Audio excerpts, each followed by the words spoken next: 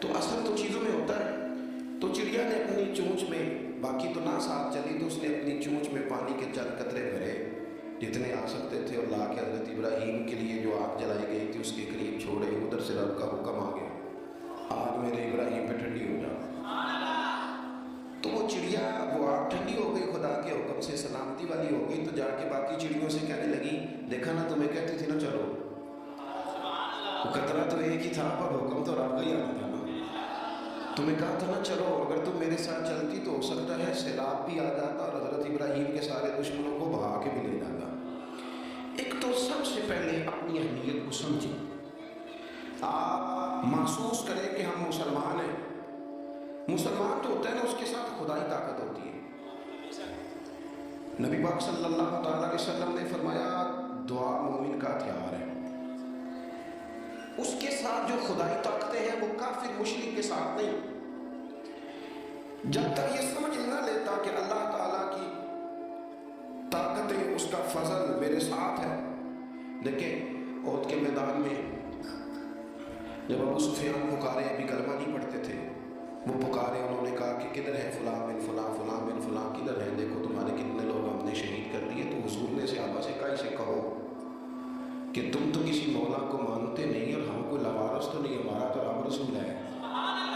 ان سے کہو ہمارے جو چلے گئے وہ شہید ہیں، جو بچ گئے وہ غازی ہیں.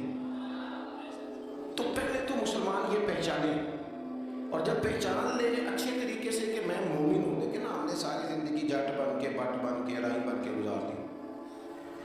کچھ چاہیے نا کہ زندگی کی کچھ 4 سال مسلمان بن کے بھی گزارے.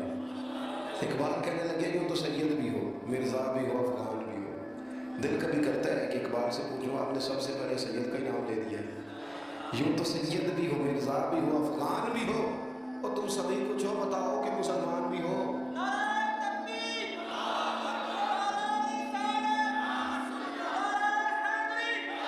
تو سب سے پہلی بات تو یہ کہ مسلمان کو سمجھنا. دوسری بات یہ کہ جب وہ سمجھ لینا کہ میں ایک مومن ہوں، جس طرح باپ ہونے کی حیثیت سے کوئی ذمہ داریاں ہیں، استاد ہونے کی حیثیت سے کوئی ذمہ داریاں ہیں، ہماری کسی جماعت کا مقتدا ہونے کی حیثیت سے ذمہ، اس طرح بحیثیت مومن بھی ہماری کچھ ڈیوٹیاں ہیں.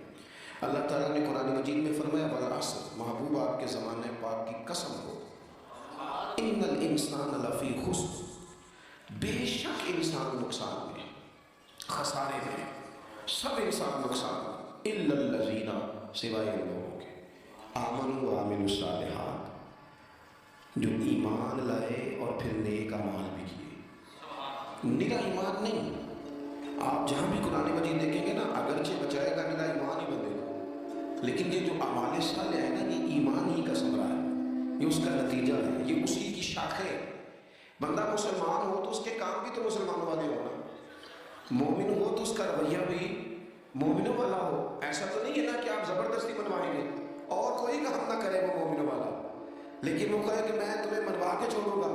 فرمایا کہ تو ایمان لائے اور مضبوط ایمان، تگڑا ایمان، اور پھر وہ اعمال صالحہ کرے، اس کے کردار سے، گفتار سے، اٹھنے سے، بولنے سے، بات کرنے سے، لین دین کرنے سے، معاملات کرنے سے، تجارت کرنے سے اسلام چھلکے، اس کا لب و لہجہ مسلمان. اقبال کہنے لگے خضر نے کہہ بھی دیا لا الہ الا اللہ تو کیا حاصل، دل و نگاہ اگر مسلمان نہیں تو پھر کچھ بھی نہیں. یعنی اس کے اعمال بھی ہوں اسی طرح کے، اس کا رویہ بھی ہو مسلمانوں جیسا. حضرت باعث اسلامی کا زمانہ تھا تو ایک مسلمان ایک یہودی کا دوست تھا، اکٹھے اٹھتے بیٹھتے تھے، گپ شپ ہوتی تھی، آنا جانا تھا. تو وہ مسلمان اس یہودی سے کہنے لگا تیرا میرا جنانہ بڑا پرانا ہے تو مسلمان کیوں نہیں ہو جاتا. تو اس کا دوست تھا، بے تکلف تھا، سجن تھا، وہ کہنے لگا یار میں نے دیکھا 2 اسلام، ایک اسلام وہ ہے جس پہ تو عمل کرتا ہے، اور ایک وہ ہے جس پہ حضرت باعث بستامی عمل کرتے ہیں. تو میرے ساتھ ہر جگہ چلا جاتا ہے، جہاں تمہارے دین نے منع کیا وہاں بھی چلا جاتا ہے. تو ایک تو ہے تیرے والا اسلام، جس طرح کی بولی میری اسی طرح کی تیری، جس طرح کا آنا بہنا اٹھنا بیٹھنا کھانا پینا میرا اسی طرح کا تیرا. تو اگر تم کہہ رہا ہے تیرے والا اسلام قبول کروں تو اس میں تو صرف ایک کلمے کا فرق ہے، باقی تو سب وہی.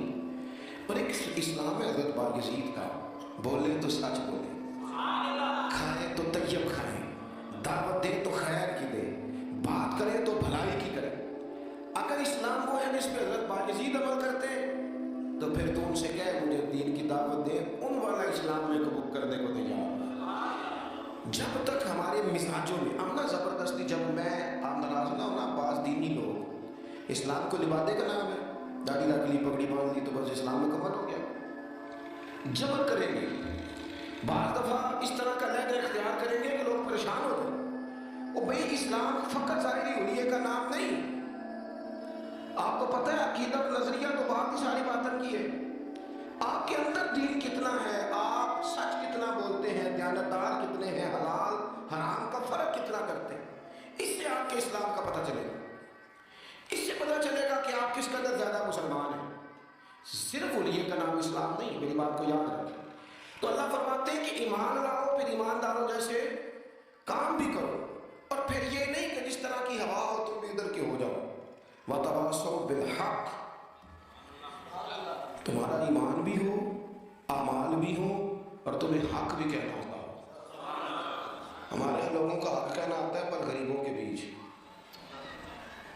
میں جی ہمیشہ سچ بولنا کہ دینا ماڑے بندے نا، میری گل کھری کرنا بھی، تو کھری گل ڈی ایس پی دے منہ تے کری جا کے تیرا پتہ لگے، یہ جڑی تو کھری گل کرنا ہے نا، دیکھو نا جی آپ سارے لوگ مجھ سے پیار کرنے والے ہیں، میں جو مرضی کہوں آپ نے کہنا ماشاءاللہ، محبت سے ہے نا آپ۔ مزہ تو تب ہے کہ ایمان اقتدار میں آپ جائیں، وہاں آپ سچ بات کریں۔ بہت سارے لوگ سچ بولتے ہیں دوسروں کے بارے میں، حالانکہ سب سے زیادہ سچ اپنے بارے میں بولنا چاہیے۔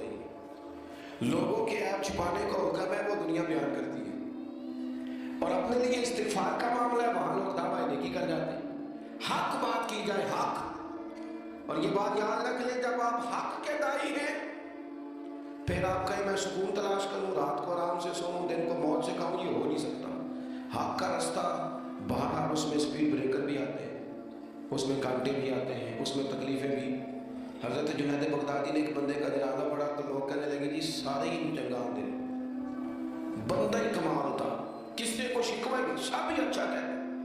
حضرت جنید بغدادی فرمانے لگے اوہ غلطی ہو گئی، منافق کا جنازہ پڑھ لیا، یہ تو جس کے منہ پہ جاتا تھا اسی کا ہو جاتا تھا۔ آپ فرمانے لگے اگر سچی بات کرتا تو کچھ نہ کچھ مخالف بھی